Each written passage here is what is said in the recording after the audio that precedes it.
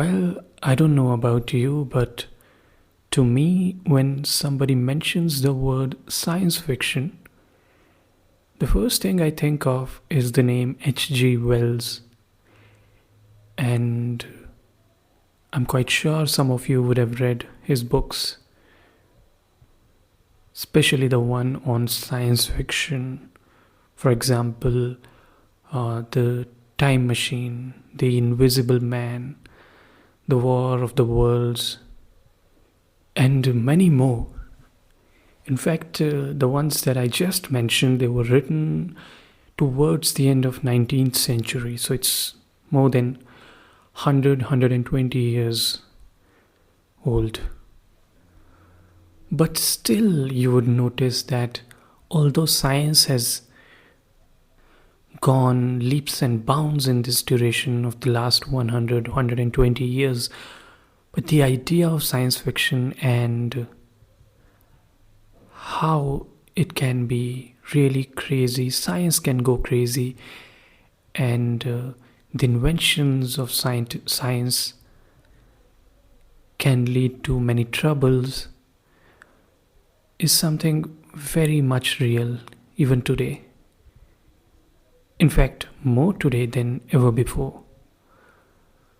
So you can't help but wonder the creativity and the foresightedness of the writer.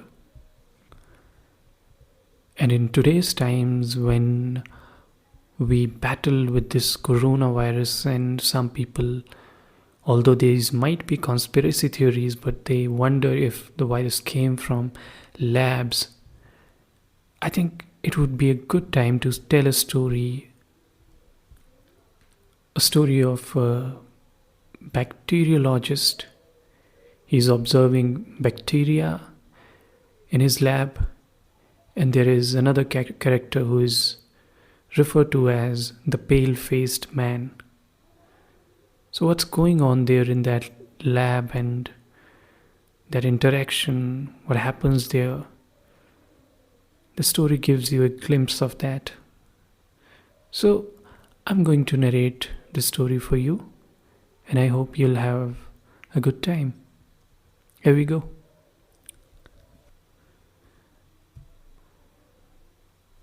"This again," said the bacteriologist, slipping a glass slide under the microscope.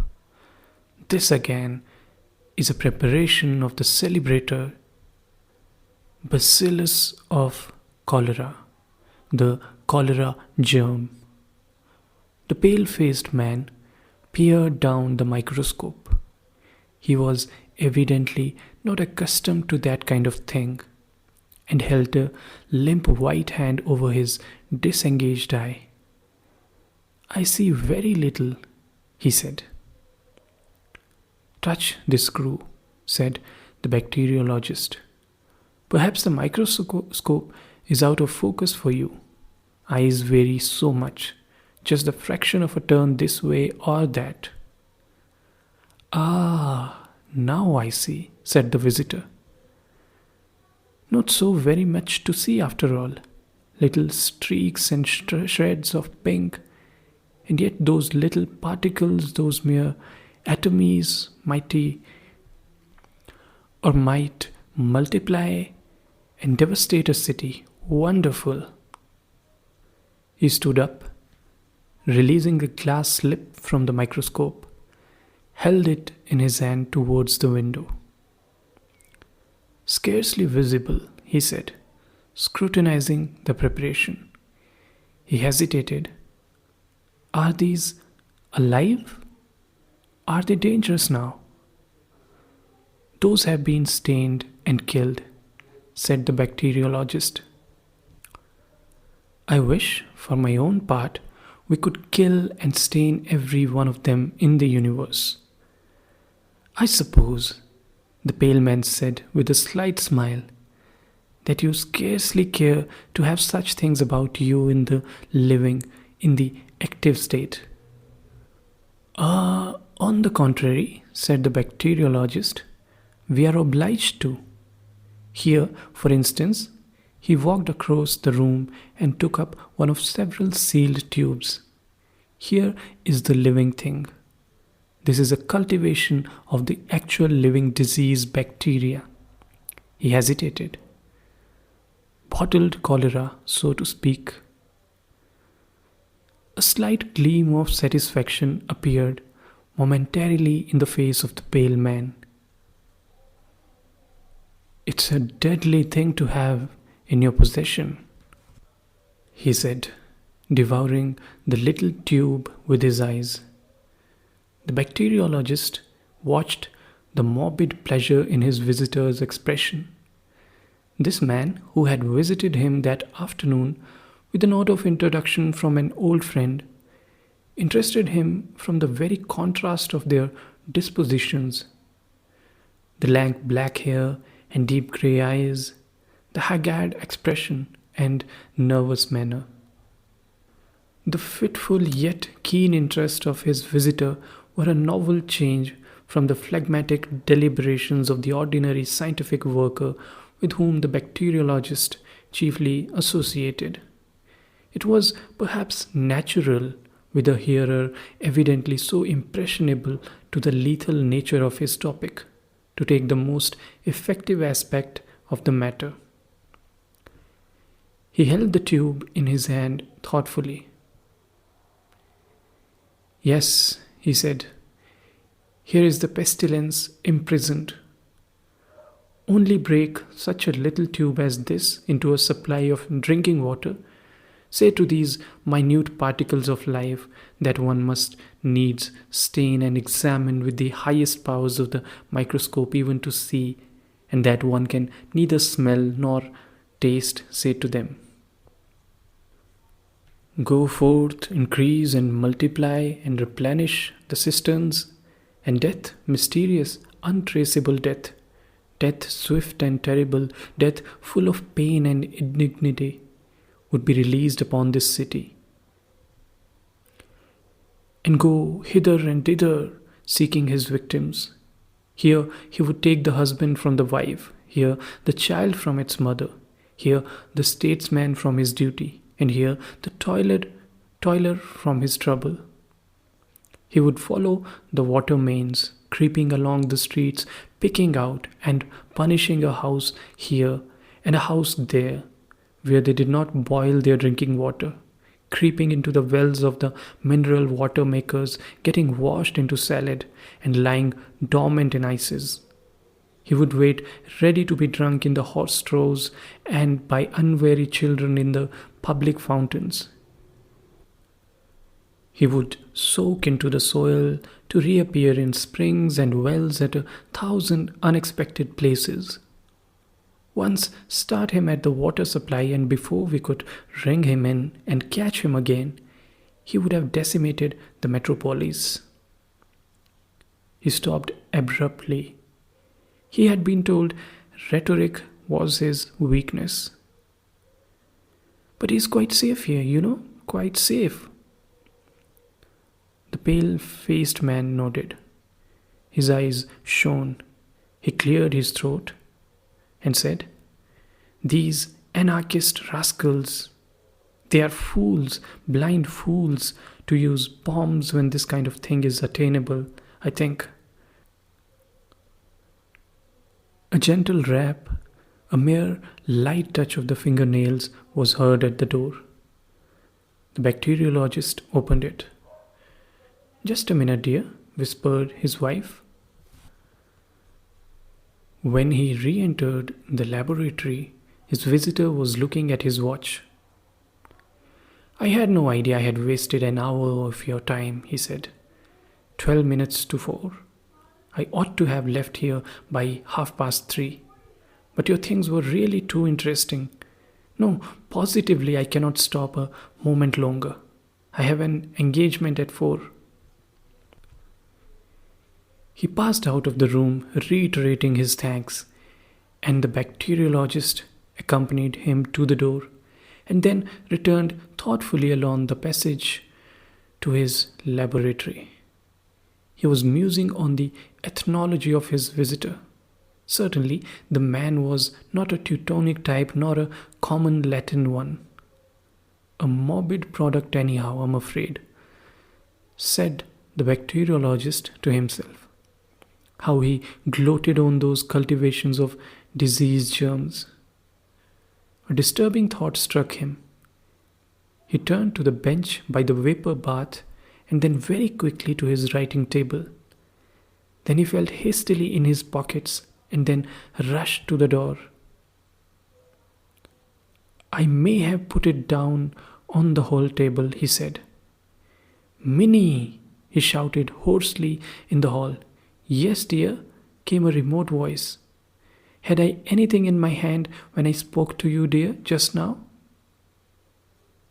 Nothing, dear, because I remember.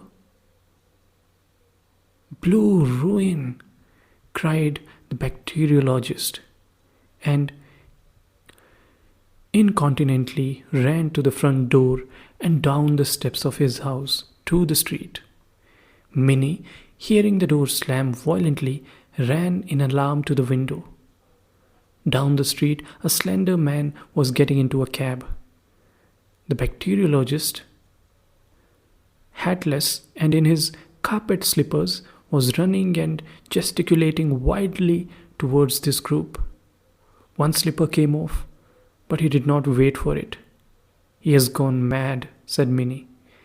It's that horrid science of his. And opening the window would have called after him. The slender man, suddenly glancing round, seemed struck with the same idea of mental disorder. He pointed hastily to the bacteriologist, said something to the cabman. The apron of the cab slammed. The whip swished, the horse's feet clattered, and in a moment, cab and bacteriologist, hotly in pursuit, had receded up the vista of the roadway and disappeared round the corner. Minnie remained straining out of the window for a minute. Then she drew her head back into the room again. She was dumbfounded. Of course he is eccentric, she meditated, but running about London in the height of the season too, and in his socks. A happy thought struck her. She hastily put her bonnet on, seized his shoes, went into the hall, took down his hat and light overcoat from the pegs, emerged upon the doorstep and hailed a cab that opportunely crawled by. Drive me up the road and round Havelock Crescent, and see if we can find a gentleman running about in a velveteen coat and no hat. Velveteen coat, madam, and no hat? Very good, madam. And the cabman whipped up at once in the most matter-of-fact way, as if he drove to this address every day in his life. Some few minutes later, the little group of cabmen and loafers that collects round the cabman's shelter at Haverstock Hill were startled by the passing of a cab with a ginger-coloured screw of a horse driven furiously. They were silent as it went by, and then as it receded, "That is Annie X. What's he got?" said the stout gentleman known as Old Tootles. "He's using his whip. He's to rights," said the ostler boy. "Hello," said poor old Tommy Biles. "Here's another bloomin' lunatic. Blowed if there ain't." "It's old George," said Old Tootles, "and he's driving a lunatic, as you say. Ain't he clawing out of the cab? Wonder if he's after Eddie X." The group round the cabman's shelter became animated and sang in chorus, "Go it, George, it's a race, you'll catch them, whip them." "She's a goer, she is," said the ostler boy. "Strike me giddy," cried the old Tootles. "Here, I'm a-going to begin in a minute. Here's another coming, if all the cabs in the Hampstead ain't gone mad this morning." "It's a field mail this time," said the ostler boy. "She's a-following him," said Old Tootles, "usually the other way about." What has she got in her? And looks like a at. What a blooming lark it is. 3-1 on old George, said the ostler boy. Next. Minnie went by in a perfect roar of applause. She did not like it when she felt that she was doing her duty and whirled on down Haverstock Hill and Camden Town High Street with her eyes ever intent on the animated back view of old George, who was driving her vagrant husband so incomprehensibly away from her. The man in the foremost cab sat crouched in the corner, his arms tightly folded, and the little tube that contained such vast possibilities of destruction gripped in his hand. His mood was a singular mixture of fear and exultation. Chiefly, he was afraid of being caught before he could accomplish his purpose. But behind this was a vaguer but larger fear of the awfulness of his crime. But his exultation far exceeded his fear. No anarchist before him had ever approached this conception of his. Revacol, Vaillant, all those distinguished persons whose fame had envied dwindled into insignificance beside him. He had only to make sure of the water supply and break the little tube into a reservoir. How brilliantly he had planned it, forged the letter of introduction and got into the laboratory. And how brilliantly he had seized his opportunity. The world should hear of him at last. All those people who had sneered at him, neglected him, preferred other people to him, found his company undesirable, should consider him at last. Death, death, death. They had always treated him as a man of no importance. All the world had been in a conspiracy to keep him under. He would teach them yet what it is to isolate a man. What was this familiar street? Great St. Andrew's Street, of course. How fared the chase? He craned out of the cab. The bacteriologist was scarcely 50 yards behind. That was bad. He would be caught and stopped yet. He felt in his pocket for money and found half a sovereign. This he thrust up through the trap in the top of the cab into the man's face. More, he shouted. If only we get away. The money was snatched out of his hand. Right you are, said the cabman, and the trap slammed, and the lash lay along the glistening side of the horse. The cab swayed, and the anarchist, half standing under the trap, put the hand containing the little glass tube upon the apron to preserve his balance. He felt the brittle thing crack, and the broken half of it rang upon the floor of the cab. He fell back into the seat with a curse and stared dismally at the 2 or 3 drops moisture on the apron. He shuddered. Well, I suppose I shall be the first. Phew. Anyhow, I shall be a martyr. That is something. But it is a filthy death, nevertheless. I wonder if it hurts as much as they say. Presently, a thought occurred to him. He groped between his feet. A little drop was still in the broken end of the tube, and he drank that to make sure. It was better to make sure. At any rate, he would not fail. Then it dawned upon him that there was no further need to escape the bacteriologist. In Wellington Street, he told the cabman to stop and got out. He slipped on the step and his head felt queer. It was rapid stuff, this cholera poison. He waved his cabman out of existence, so to speak, and stood on the pavement with his arm folded upon his breast awaiting the arrival of the bacteriologist. There was something tragic in his pose. The sense of imminent death gave him a certain dignity. He greeted his pursuer with a defiant laugh. Viva la anarchy! You're too late, my friend. I've drunk it. The cholera is abroad. The bacteriologist from his cab beamed curiously at him through his spectacles. You've drunk it? An anarchist? I see now. He was about to say something more, and then checked himself. A smile hung in the corner of his mouth. He opened the apron of his cab as if to descend, at which the anarchist waved him a dramatic farewell and strode off towards Waterloo Bridge, carefully jostling his infected body against as many people as possible. The bacteriologist was so preoccupied with the vision of him that he scarcely manifested the slightest surprise at the appearance of Minnie upon the pavement with his hat and shoes and overcoat. Very good of you to bring my things, he said, and remained lost in the contemplation of the receding figure of the anarchist. You had better get in, he said, still staring. Minnie felt absolutely convinced now that he was mad, and directed the cabman home on her own responsibility.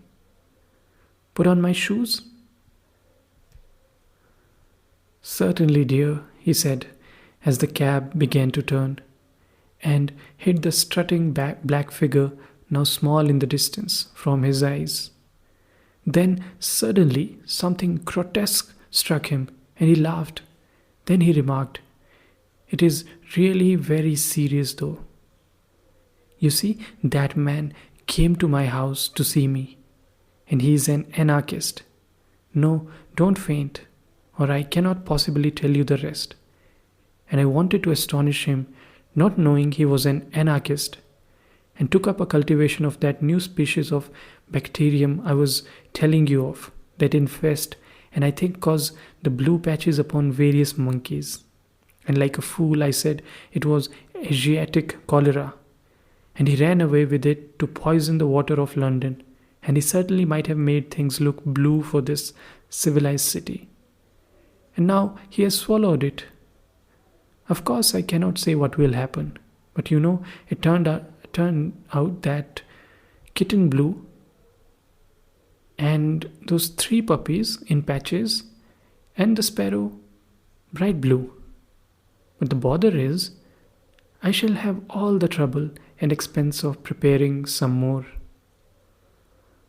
Put on my coat this hot day. Why? Because we might meet Mrs. Jabber. My dear, Mrs. Jabber is not a drought. But why should I wear a coat on a hot day because of Mrs.? Oh God, very well.